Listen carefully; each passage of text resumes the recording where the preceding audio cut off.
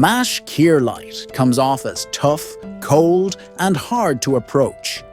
She doesn't seem to care about the people around her, lacks tact, and is quick to dislike others.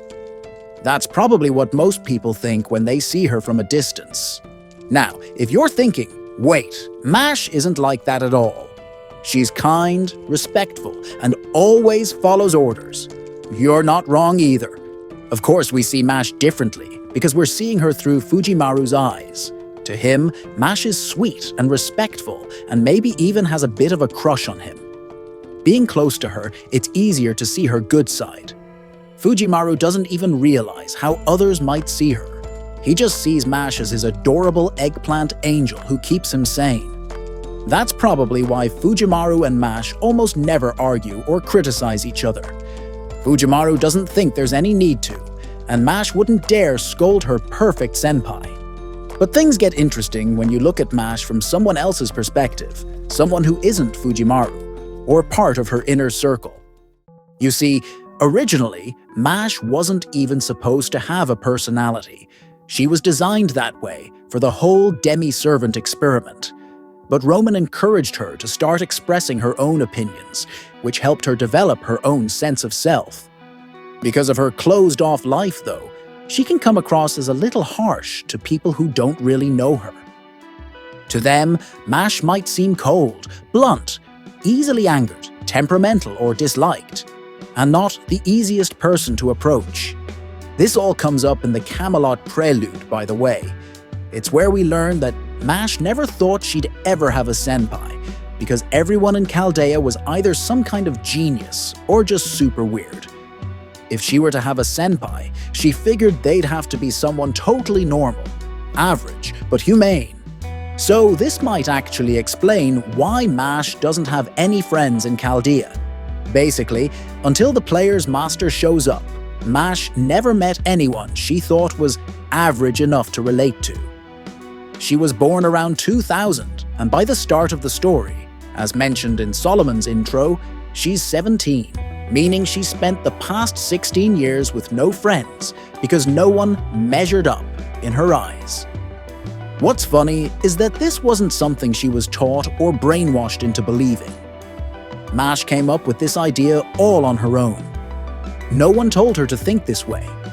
She just decided everyone around her was too much of a genius or a weirdo to hang out with. From an outsider's perspective, it's kind of hilarious. Like, imagine a kid going through 16 years of life being so judgmental they didn't make a single friend. It's wild.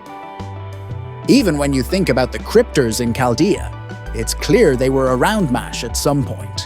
But every single one of them is shocked by how much Mash has grown when they meet her again. That pretty much confirms that while they all crossed paths in the facility, Mash really didn't bother talking to them. Scáthach even insults her at one point, saying she used to just parrot whatever people told her. Then there's Ophelia, whose conflict with Mash feels personal because they did try to connect back in the day. Even so, Ophelia ends up regretting that she couldn't become friends with Mash. And it's not like Ophelia had trouble making friends. She was close with Pepe, for example. What's interesting is that Pepe, who's super easygoing and great at talking to people, actually considers Mash a good person and can chat with her pretty easily. So yeah, Mash isn't impossible to befriend. It's just that most people didn't make it past her walls back then. If this was how things were with Team A, then what about the regular staff at Chaldea? The scientists, the technicians? You can totally imagine how it went if any of them tried talking to Mash. She'd probably just give some robotic confirmation. Maybe a quick yes or no, and that's it. Ask her anything personal or for her opinion. Forget it. She wouldn't say a word. They were probably all thinking, wow, what a cold girl. Now, at least after Fujimaru showed up, moments like these started happening less. Right? Not sure about that. Let's think back to what Mash did when we first arrived in France. Our official first mission to fix a singularity. Mash, in the middle of the 100 Years' War, starts speaking English to the locals, who are, well, French. Immediately after that, they start panicking and getting scared. Wow, Mash. She probably didn't mean anything by it. She just wanted to ask something. But imagine it from their perspective. A man and a woman dressed weirdly show up. The guy in a modern uniform and the girl in dark armor, holding a massive shield almost 2 meters tall. Of course, they'd feel scared and threatened. So, what do you think they did? Apologize or maybe run away? Nope. Mash decided to pick a fight.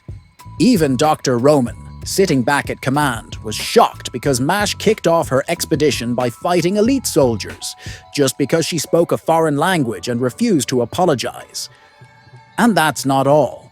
She even planned to hurt Dr. Roman later because he accidentally ate the sweet snacks Mash had prepared for her and Fujimaru after they got back from France.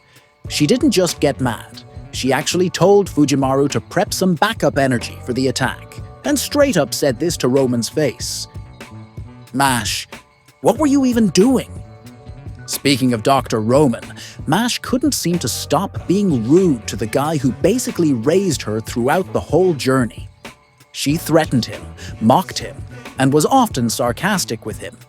Sure, Roman could act a bit childish sometimes, but come on, Mash, this is the man who taught you how to feel emotions. And you seriously feel grossed out just because Roman has a thing for idols? I mean, okay. If I found out my dad was into idols, I'd probably feel a little weirded out too. But still, Mash, that's a bit much. Mash even knows about Roman's secret folder, but she doesn't say anything. She's probably saving it as leverage to mess with him at just the right moment. Honestly, this just shows how close Mash and Dr. Roman are. But from an outsider's perspective, it's absolutely hilarious how evil Mash seems to be toward what is basically her caretaker.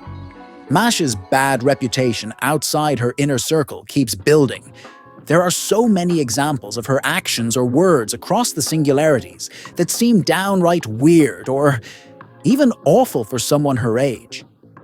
One of the worst moments was when she met her father, Lancelot, for the first time. What did she do? She immediately smashed her shield into his face and kept beating him down repeatedly. You can see it all clearly in the Camelot movie. Let's be real. If Lancelot weren't a knight of the Round Table, he'd probably have died right there. After forcing her dad to admit his mistakes, Mash kept throwing harsh words at him, clearly holding on to her grudge. It seems like Mash has some serious issues with father figures in her life. First Roman, now Lancelot. What's funny is that, from an outsider's perspective, it all looks like some messy family drama. Even to Fujimaru, it probably feels that way too. Sure, Galahad's influence is a big factor here. But honestly, knowing Lancelot's history and how he's portrayed in the Fate series, I'd bet Mash would have acted the same way anyway. Maybe a little softer, but she'd definitely still give him a hard time. If we didn't know Mash's true personality, we'd probably want to avoid her by now, because of how easily she gets angry and how harsh she is with her family. Speaking of family, remember Lostbelt 6? The part where Mash lost her memory and had to marry Boggart. Yeah, she married someone strong looking, but Boggart was super touchy with Mash, and she wasn't having it. So, what did Mash do? Talk it out with Boggart? Keep her distance when he got too close? Nope. She straight up punched him through several walls and then tossed him off a tower. First, she trashed Roman, her caretaker who raised her. Then, she insulted and beat up Lancelot, the father she met on her journey. And now, she's out here punching and throwing her husband out of a building just because he tried to get close to her. I mean, sure, Boggart was kind of an ass, but Mash, if your husband had been a normal human, he'd be dead after that. So, what have we learned about Mash today? From the start of our journey to now, we've picked up a few things. Mash can be super judgmental, since she avoids befriending people she doesn't see as her equals. She's also pretty cold. She won't even answer questions that don't involve her own opinions. On top of that, she can come across as disrespectful, like when she interrupted people during the 100 Years' War by speaking English in France.